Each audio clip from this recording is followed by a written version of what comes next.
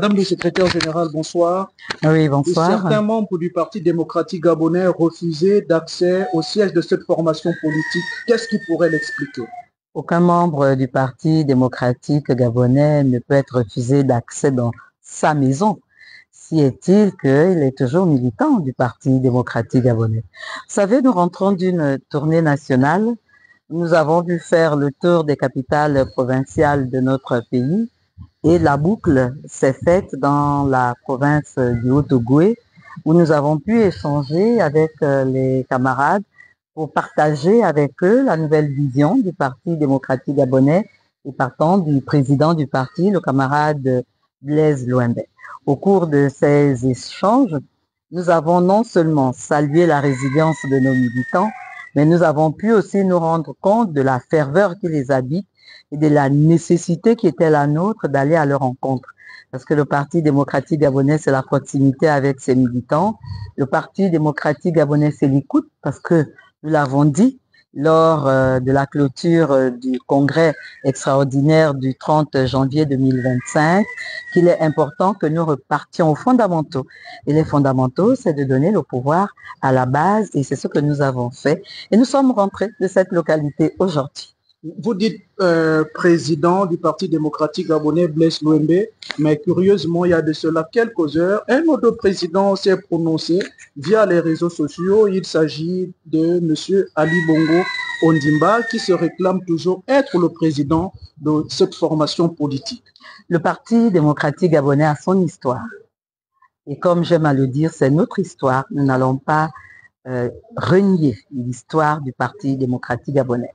Un parti créé le 12 mars 1968 et qui aujourd'hui a 57 ans. Et au cours de son histoire, oui, nous avons eu un président fondateur, le président Omar Bongo Ondimba. Nous avons eu un distingué camarade président qui, en septembre 2024, s'est mis en réserve de la République et des affaires politiques. À partir de ce moment, le Parti démocratique gabonais s'est réorganisé, a mis en place de nouvelles structures à l'issue d'un congrès extraordinaire et qui permet à ce parti de fonctionner jusqu'à présent. Un parti politique qui appartient à ses militants. Nous ne sommes tous que de passage. Avant moi, il y avait des secrétaires généraux, y compris le président fondateur de notre parti.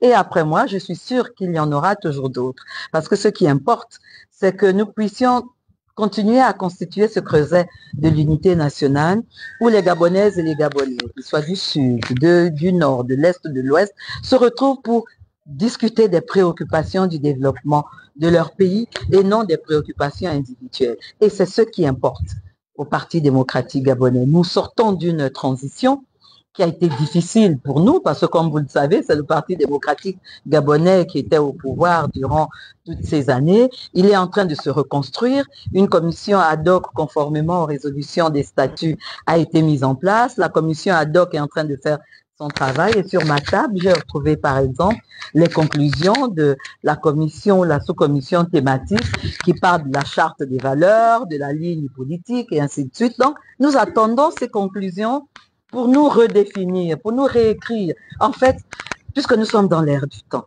c'est le R de la résilience, de la réadaptation, mais aussi de la réinvention. C'est ça, un parti politique. C'est savoir faire sa mue sans renier son existence, sans renier sa devise, sans renier son histoire. Parce que, quand même à le dire les militants, au PDG, j'y suis, j'y reste et j'assume. Merci beaucoup, madame. C'est nous qui vous remercions. C'était très court, dans le secrétaire général.